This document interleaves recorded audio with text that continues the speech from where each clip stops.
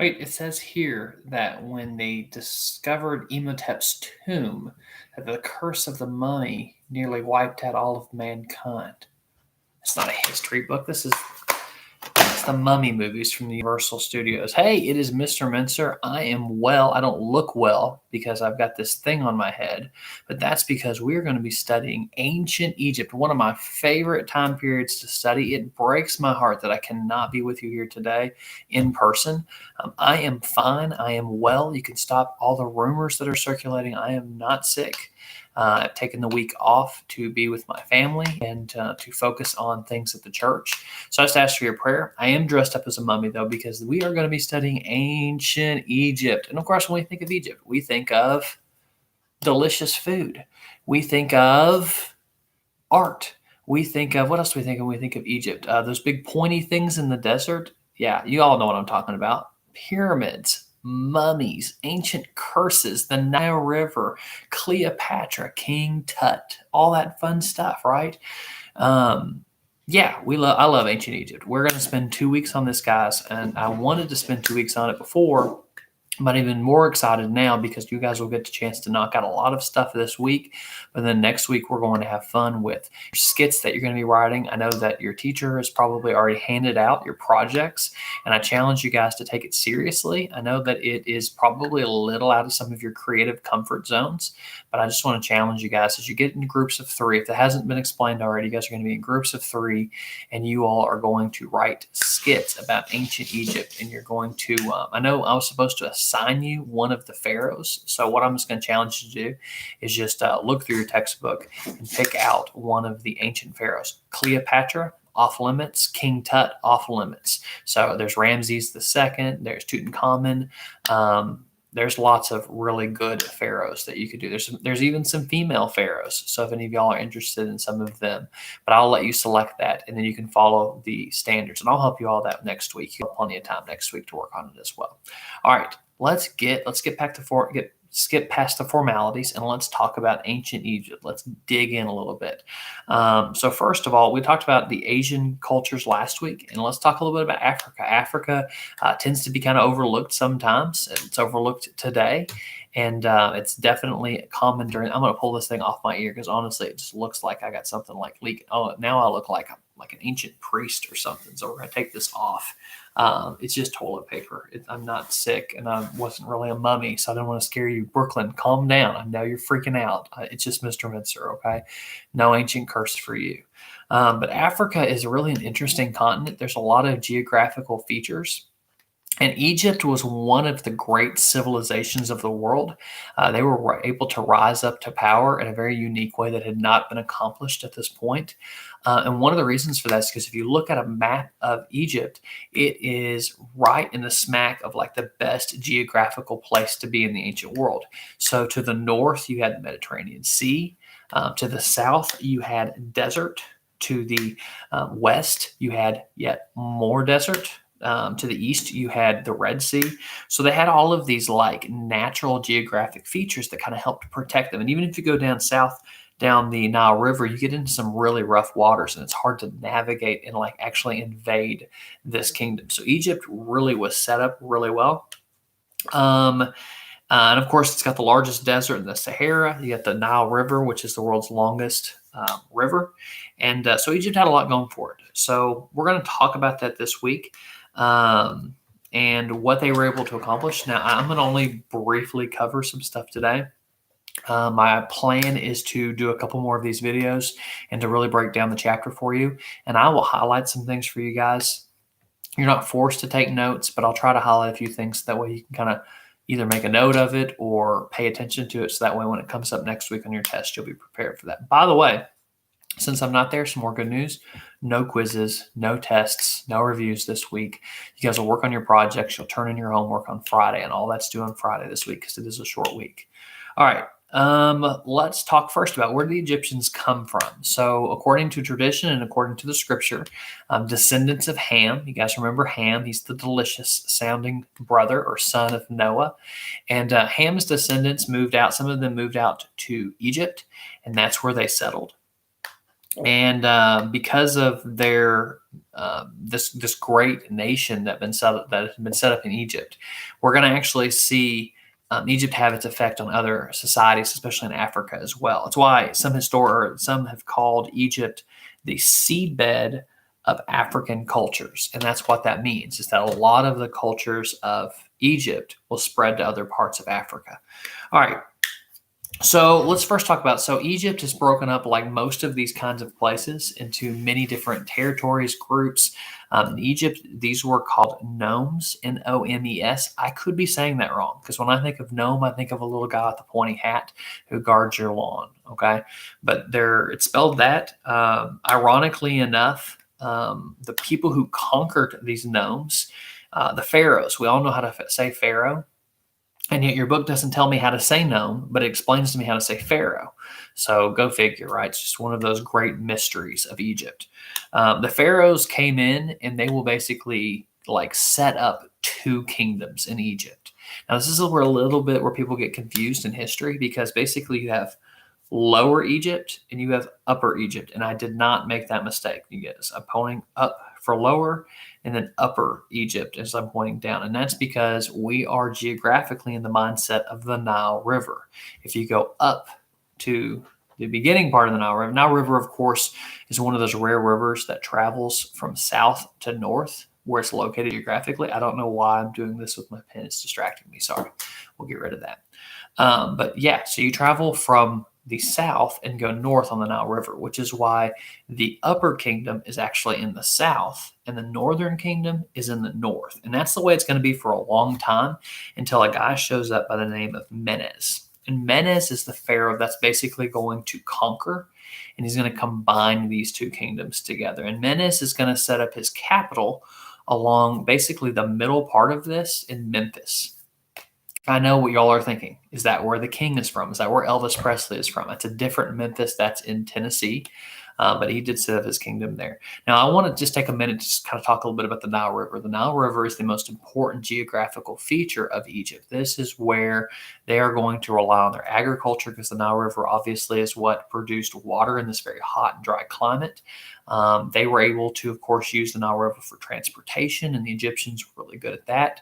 The Nile River also produced crops and different things. Probably the most famous is the papyrus plant, and of course papyrus was used to make paper, and so y'all may have heard of that before. All right, just a couple other things I want to highlight. Again, we tend to think of like the big grand things, and so there's a few things I want you to highlight and write down if you've got something to write this down with. The first thing is hieroglyphics.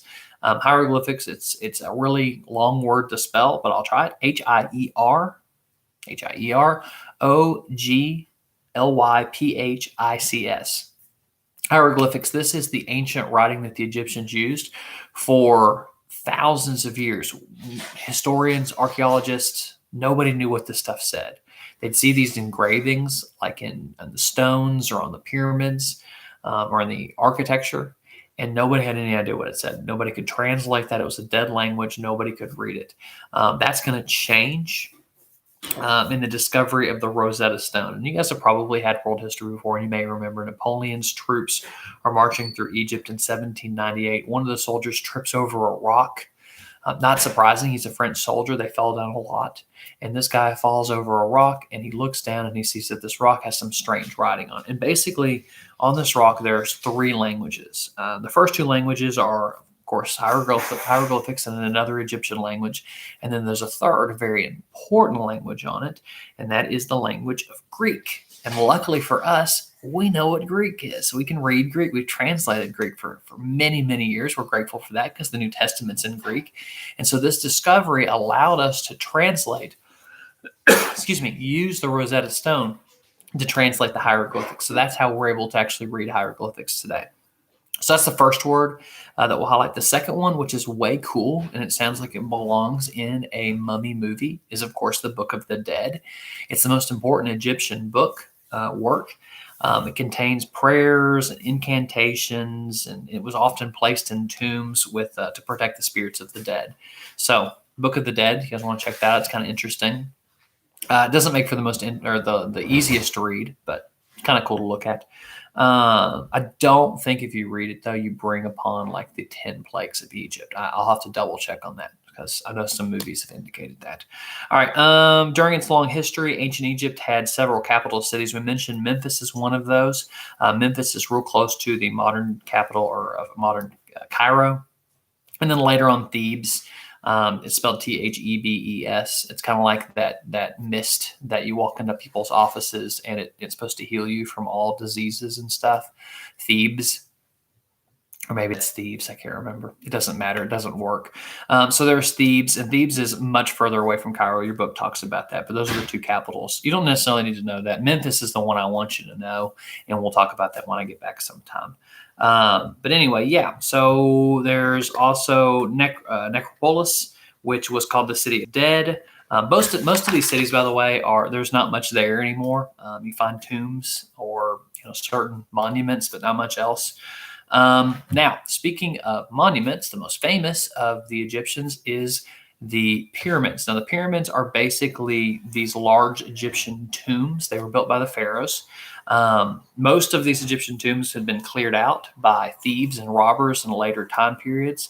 And by the way, my wife is pouring water in there, and that's what that sound is. That is not anybody going to the bathroom. My wife says, sorry, I don't know if you could hear that or not. You guys get everything when I come live from the Minzer household. So I totally expecting my cat to run through here and jump on my head or something in a minute, because we're talking about the Egyptians and they worship cats, and I'm mocking them, and my cat's going to be upset about that. So we better move on. So of course, there's the pyramids. The pyramids are really interesting. If we have some more time later in the week, I'll break down the 3 great pyramids that you all are probably seen many pictures of and talk about their significance and contribution and historically why they're important. Now, of course, the most famous of all of the Egyptians is, of course, King Tut. And you guys will get a chance more to talk about that next week, talk about him. I've got some videos that I want to show about the supposed curses of King Tut. And talk about the exaggeration of that. It's fun. It's fun camp time stories, but I mean, it's obviously not real. But King Tut's, his discovery was really important. There was not a lot of interest in Egyptian history and archaeology until the discovery of King Tut. Much like the discovery of the Rosetta Stone, it was Howard Carter had set out in his life, in his studies, to discover the tomb of King Tut. He had a theory that this relatively unknown king, that because he was so unknown, that maybe his tomb had been left, where most of the tombs had been robbed, that his tomb might have been left. And by accident, they discovered the entrance to this tomb. They opened it up about a year later, and inside they find some of the greatest treasures ever found in man's history. And so it is because of Tut and his discovery that this really spread.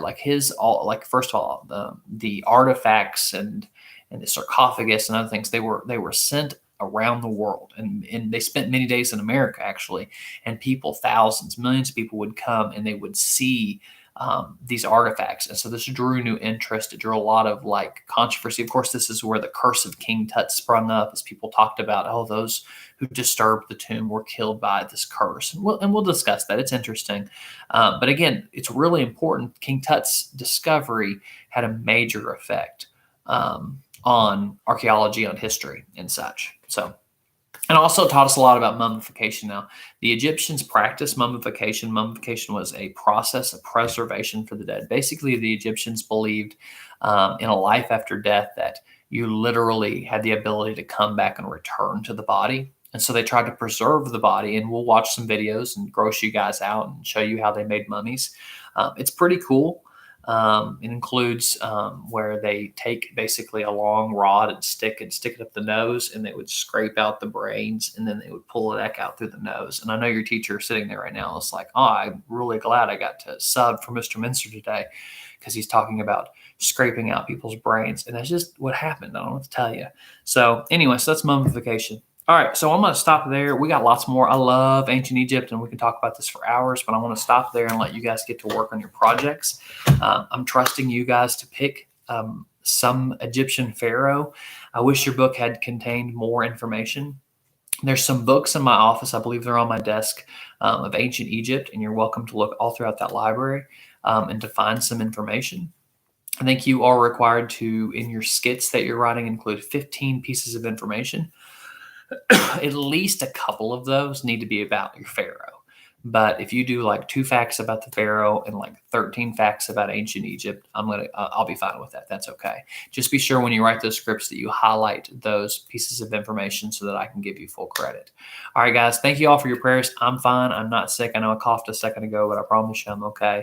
Still appreciate your prayers for my family, for my church, because that's who I'm looking out for in this time period. So thank you guys. Continue to be praying for you all this week, and feel free if you need to send me an email to ask me any questions. I'll try to check that as much as I can to keep up with it. All right. God bless you guys. Have a good day.